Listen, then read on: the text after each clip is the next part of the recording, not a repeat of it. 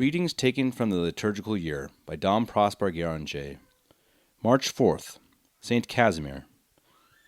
It is from a court that we are to be taught today the most heroic virtues. Casimir is a prince. He is surrounded by all the allurements of youth and luxury, and yet he passes through the snares of the world with as much safety and prudence as though he were an angel in human form. His example shows us what we may do. The world has not smiled on us as it did on Casimir, but how much we have loved it. If we have gone so far as to make it our idol, we must now break what we have adored, and give our service to the sovereign Lord, who alone has a right to it. When we read the lives of the saints, and find that persons who were in the ordinary walks of life practiced extraordinary virtues, we are inclined to think that they were not exposed to great temptations, or that the misfortunes they met with in the world made them give themselves up unreservedly to God's service. Such interpretations of the actions of the saints are shallow and false, for they ignore this great fact, that there is no condition or state, however humble, in which man has not to combat the evil inclinations of his heart, and that corrupt nature alone is strong enough to lead him into sin. But in such a saint as Casimir, we have no difficulty in recognizing that all his Christian energy was from God, and not from any natural source. And we rightly conclude that we, who have the same good God, may well hope that this season of spiritual regeneration will change and better us. Casimir preferred death to sin. But is not every Christian bound to be thus minded every hour of the day? And yet such is the infatuation produced by the pleasures or advantages of this present life, that we every day see men plunging themselves into sin, which is the death of the soul, and this not for the sake of saving the life of the body, but for a vile and transient gratification, which is oftentimes contrary to their temporal interests. What stronger proof could there be than this of the sad effects produced in us by original sin? The examples of the saints are given us as a light to lead us in the right path. Let us follow it, and we shall be saved. Besides, we have a powerful aid in their merits and intercession. Let us take courage at the thought that these friends of God have a most affectionate compassion for us, their brethren, who are surrounded by so many and great dangers. The Church, in her liturgy, thus describes to us the virtues of our young prince. Casimir was the son of Casimir, king of Poland, and of Elizabeth of Austria. He was put when quite a boy under the care of the best masters who trained him to piety and learning.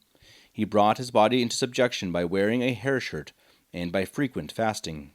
He could not endure the soft bed which is given to the kings, but lay on the hard floor, and during the night he used privately to steal from his room and go to the church, where, prostrate before the door, he besought God to have mercy on him.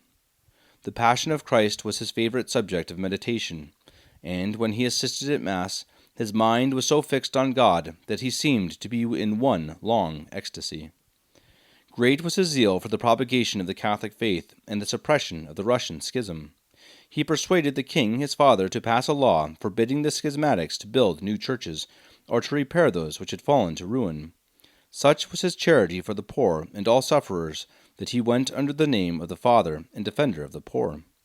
During his last illness, he nobly evinced his love of purity, which virtue he had maintained unsullied during his whole life. He was suffering a cruel malady, but he courageously preferred to die rather than suffer the loss of his chastity, whereby his physicians advised him to purchase his cure.